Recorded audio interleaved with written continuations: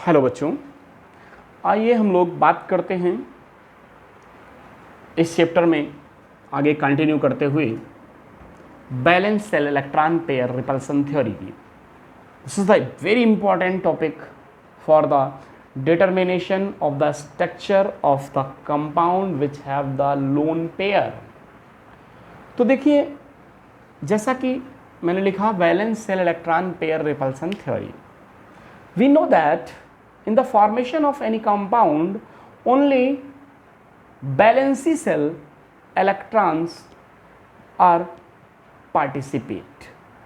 किसी एटम की, किसी कंपाउंड के फॉर्मेशन में किसी एटम की जो बैलेंसी सेल में इलेक्ट्रॉन पाए जाते हैं, सिर्फ और सिर्फ बैलेंसी सेल के इलेक्ट्रॉन ही क्या करते हैं बच्चों, पार्टिसिपेट करते हैं। इनर मोस्ट सेल में या इनर सेल में कितने इलेक्ट्रॉन हैं, वो कहाँ का एटम है, हमें कोई मतलब नहीं होता। हमें सिर्फ किससे मतलब होता है। तो मैं कुछ पॉइंट्स यहाँ पर आपको इससे रिलेटेड नोट करा देता हूँ, आप नोट करिए। In the formation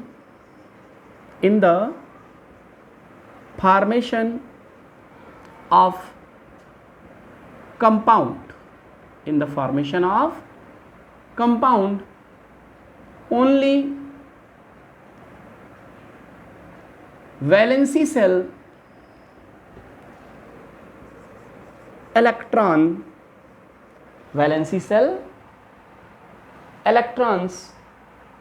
of atom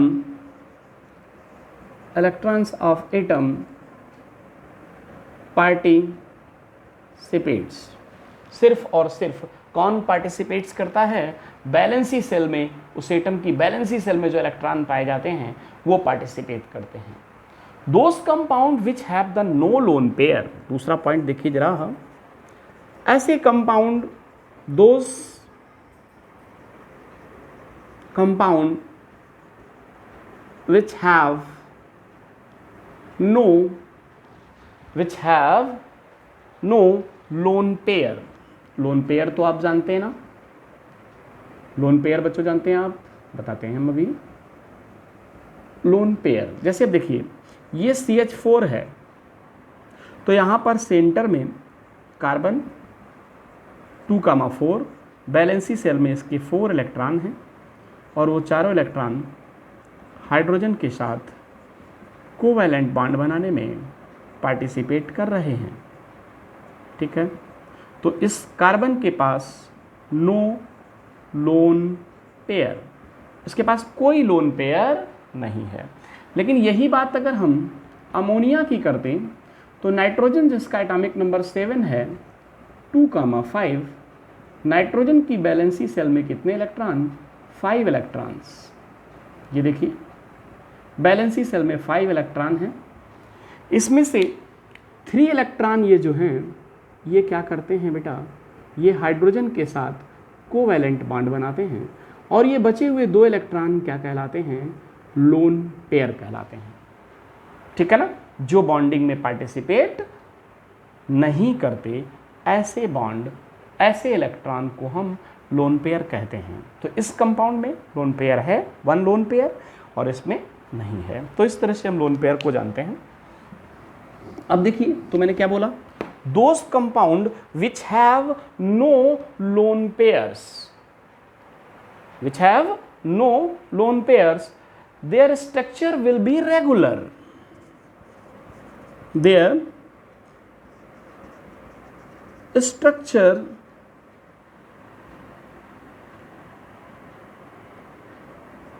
will be regular। इनका स्ट्रक्चर कैसा होता है, एक रेगुलर स्ट्रक्चर होता है, जैसा कि मैंने अभी पिछले वीडियो में आपको बताया। And while those which have lone pair, and while those which have lone pair, और जबकि ऐसे कंपाउंड जिनमें लोन पेयर पाया जाता है, there structure will be irregular. their structure will be irregular. इनका स्ट्रक्चर कैसा होता है? इरेगुलर होता है। कैसा होता है बेटा? इरेगुलर होता है। अब देखिए, दो और पॉइंट्स आपके पास यहां बचते हैं। एक पॉइंट्स वो क्या है? पॉइंट देखिए जरा। मैं कह रहा कि नेक्स्ट पॉइंट में आप बताएंगे कि जनरली क्या देखा था कि geometry of the compound, geometry of compound, geometry of compound depend upon the bond pair as well as lone pair. Generally, geometry of compound depend upon bond pair. किस पर डिपेंड करती है? उसमें उस कंपाउंड में कितने बॉन्ड पेयर हैं, as well as lone pair. और किस बात पर डिपेंड करती है बच्चों? उसमें कितने लोन पेयर पाए जा रहे हैं, as well as at lone pair. Due to, ऐसा क्यों? देखिए जरा, ड्यू टू रिपल्सन। किसकी वजह से? क्योंकि बॉन्ड पेयर के बीच भी रिपल्सन होता है और लोन पेयर के बीच भी रिपल्सन होता है, और बॉन्ड पेयर लोन पेयर के बीच भी रिपल्सन होता है। मैं क्या कह रहा हूं कि बॉन्ड पेयर के बीच भी रिपल्सन होता है, बॉन्ड पेयर और लोन पेयर के बीच भी रिपल्सन पाया जाता है, और रिपल्सन लोन पेयर के बीच भी होता है। लेकिन ये रिपल्सन किस सीक्वेंस में होता है, इसका क्या ऑर्डर है? तो देखिए जरा, लोन पेयर रिपल्सन, ध्यान दीजिए बेटा, lone pair repulsion. Lone pair और लोन पेयर के बीच में जो रिपल्सन देखने को मिलता है किसी कंपाउंड में, वो सबसे ज्यादा होता है। इसलिए दो लोन पेयर के बीच का जो बॉन्ड एंगल होगा वो सबसे लार्जेस्ट बॉन्ड एंगल होगा किसी कंपाउंड में। दूसरी चीज, अब मैंने कहा कि लोन पेयर और बॉन्ड पेयर रिपल्सन भी होता है। किसके बीच? लोन पेयर और बॉन्ड पेयर के बीच भी क्या देखने को मिलता है? रिपल्सन देखने को मिलता है। और ये रिपल्सन बच्चों, ये रिपल्सन इसके कंपैरिजन में कम होता है। फिर बात करें, अगर हम इस तरफ देखिए बोर्ड की, फिर अगर हम बात करें कि बॉन्ड पेयर और बॉन्ड पेयर के बीच भी रिपल्सन देखने को मिलता है, लेकिन ये सबसे लीस्ट रिपल्सन होता है। तो इस बात पर, ठीक है ना बेटा, इस बात पर, इस कारण से स्ट्रक्चर का जो किसी कंपाउंड की ज्योमेट्री है वो इन पर डिपेंड करती है। This is the VSEPR theory. ये थी आपकी पूरी वेस्पर थ्योरी, इसे आप नोट कर लेंगे। इसके बाद मैं आपको एग्जाम्पल देता हूँ, कुछ ऐसे एग्जाम्पल जिनमें हम बात करेंगे किसकी, जिनमें हम बात करेंगे कि लोन पेयर कंटेनिंग कंपाउंड्स की ज्योमेट्री कैसी होती है और वो इरेगुलर हो जाती है, जिसका एक्सप्लेनेशन है ये आपका कंपाउंड। अब देखिए, एक और चीज़, एक और पॉइंट चाहे तो लिख लें, compound having the more lone pair. किसी कंपाउंड में लोन पेयर जितने ज्यादा होंगे, याद रखना, compound having the more lone pair, जिस कंपाउंड में जितने ज्यादा लोन पेयर होंगे, विल बी या will have more irregular structure vice versa and vice versa. मतलब कहने का किसी कंपाउंड में जितने ज़्यादा लोन पेयर होंगे उसका स्ट्रक्चर उतना ही कैसा होगा, इरेगुलर होगा, उतना ही इरेगुलर होगा एंड वाइस वर्षा। तो यहाँ पर एक पॉइंट और आप बढ़ा सकते हैं, क्या लिख सकते हैं, देखिए compound having more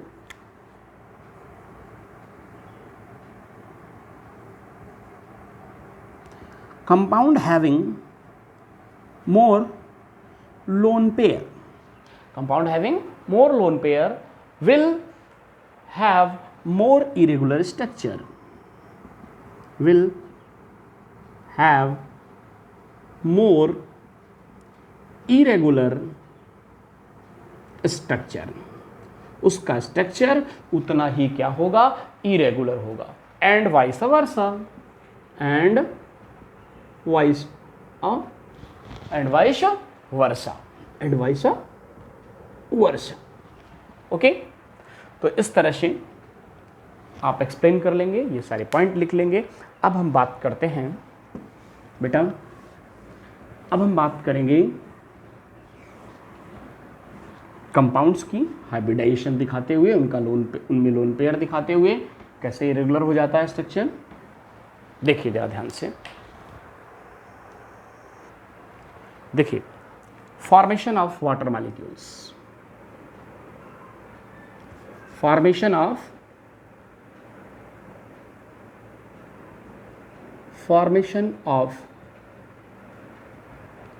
H2O molecules, most important. देखिए बेटा H2O कैसे बना है,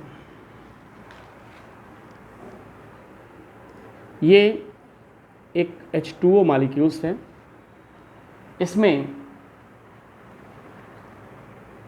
2 हाइड्रोजन एटम हैं और 1 ऑक्सीजन एटम है, ठीक है।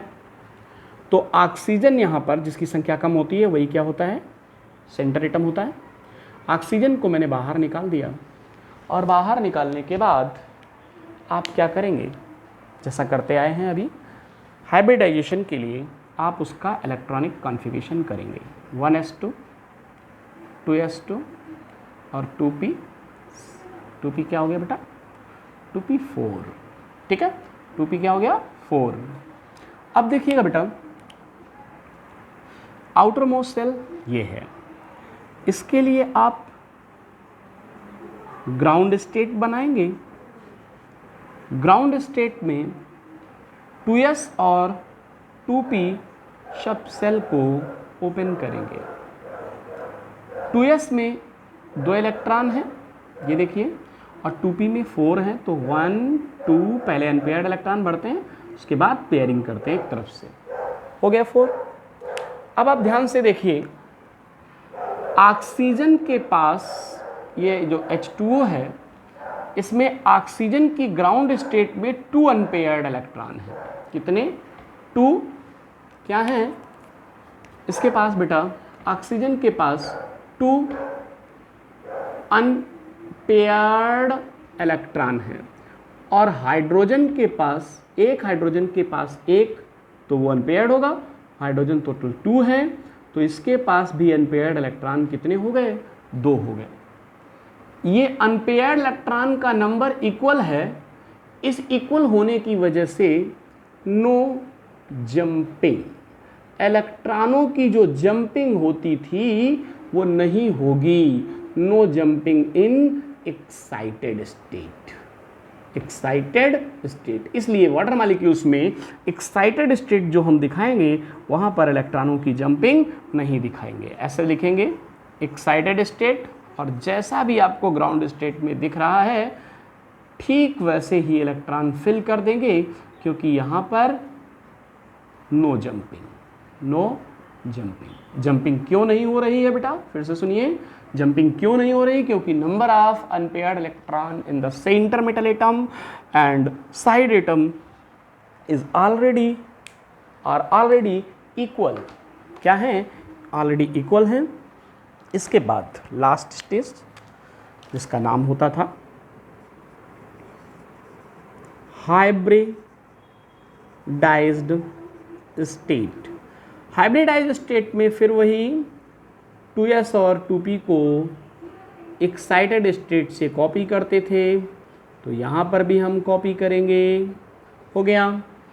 इसमें साइड एटम क्या है, ये हाइब्रिडाइज्ड स्टेट किसकी, ऑक्सीजन की दिखा रहे हैं, तो फिर हाइड्रोजन यहाँ साइड एटम, हाइड्रोजन के पास 1 अनपेयर्ड इलेक्ट्रॉन, इसके साथ ये हाइब्रिडाइजेशन करेंगे, तो इसमें एक s की और 3p की ऑर्बिटल पार्टिसिपेट कर रही हैं, तो हाइब्रिडाइजेशन कैसा हो जाता है, sp3 हाइब्रिडाइजेशन।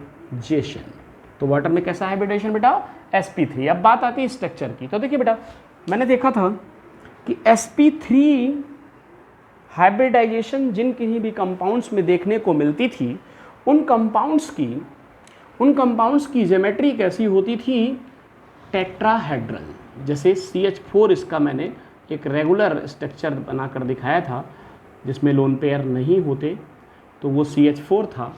इस तरह का स्ट्रक्चर देखने को मिलता था। आप ठीक इसी तरह से इस स्ट्रक्चर को ध्यान में रखते हुए आप वाटर मॉलिक्यूल्स का स्ट्रक्चर बनाएंगे, तो जिसमें आप ऑक्सीजन सेंटर में दिखाएंगे, ऑक्सीजन को सेंटर में दिखाएंगे, और ऑक्सीजन सेंटर दिखाने के बाद ये बॉन्ड एंगल सबसे बड़ा होता था, याद करो 109 डिग्री 28 मिनट का। तो हम सबसे बड़ा एंगल, अब यहाँ देखिए ये 2 लोन पेयर हैं, यहाँ पर ये और ये 2 क्या हैं, लोन पेयर हैं, 2 लोन पेयर हैं।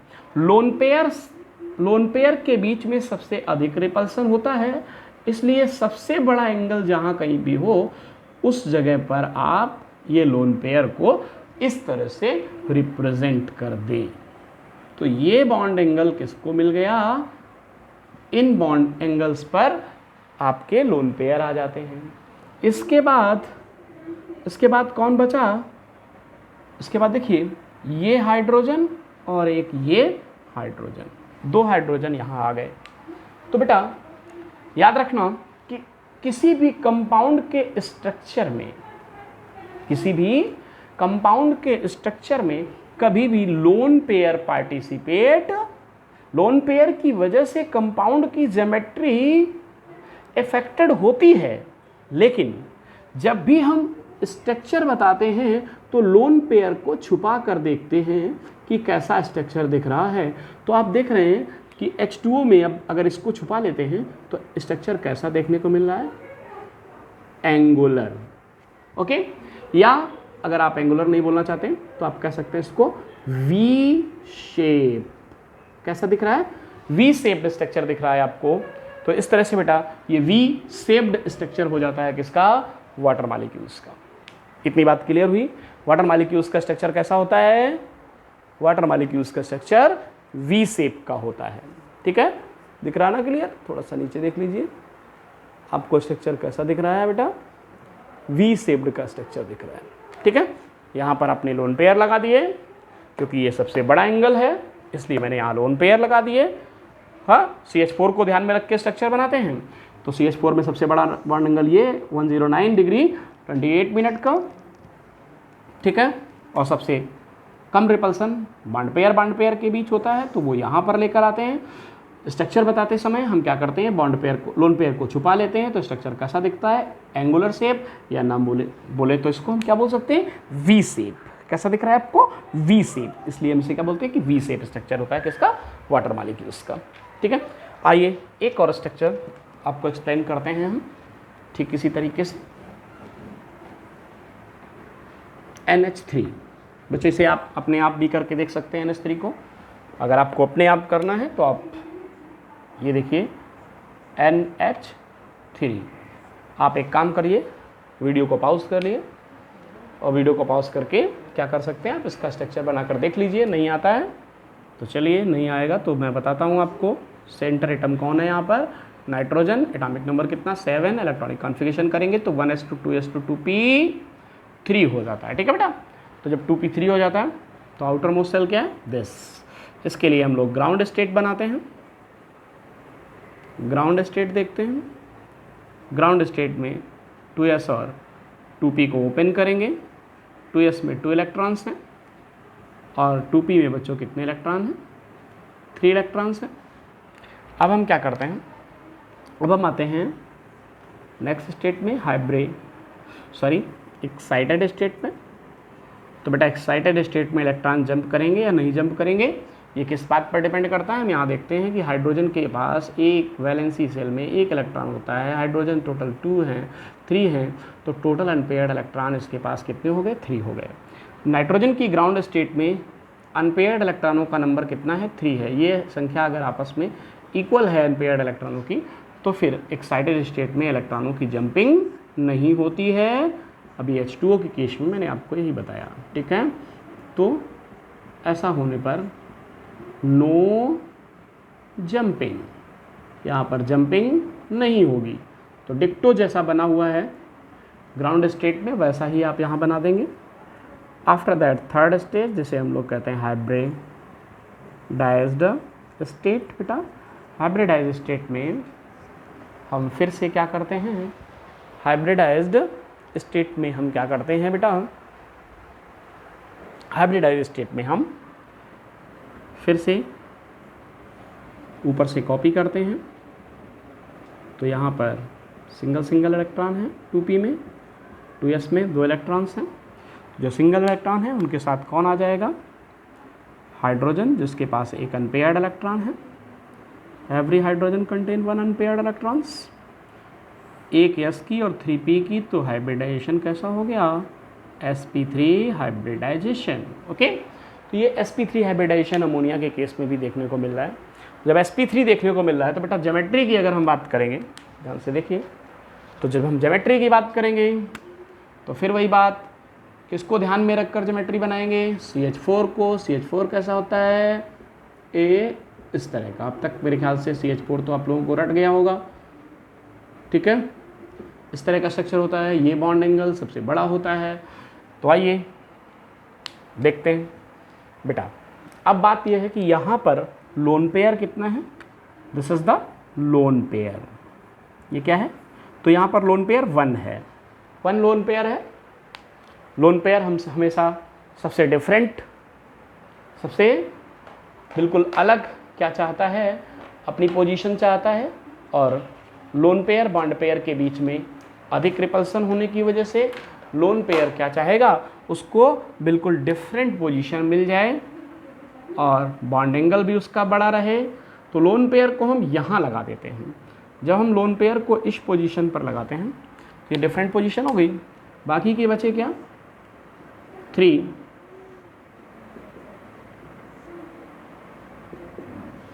ठीक है, तो ये आपका स्ट्रक्चर कैसा दिख रहा है देखने में? पिरामिडल। कैसा दिख रहा है बेटा? Pyramidal shaped. आपको पिरामिडल शेप्ड स्ट्रक्चर देखने को मिलता है किसका? अमोनिया का। क्लियर हो गई बात? तो इस तरह से आप अमोनिया का स्ट्रक्चर बनाते हैं। मैं कुछ एग्जांपल आपको दे देता हूँ यहाँ पर। अब ये कंप्लीट हो गया। आप इसी तरह से आपको स्ट्रक्चर जो बनाने हैं वो बनाना है SF4 का। ठीक है बेटा, किसका बनाना है? SF4 का आप स्ट्रक्चर बनाकर मुझे दिखाएंगे, हाइब्रिडाइजेशन करके दिखाएंगे। ठीक है, और एक लिख लीजिए ClF3। इन सब में लोन पेयर होंगे ClF3। ठीक है, इतना करिए। नेक्स्ट वीडियो से हम लोग आगे की बात करेंगे।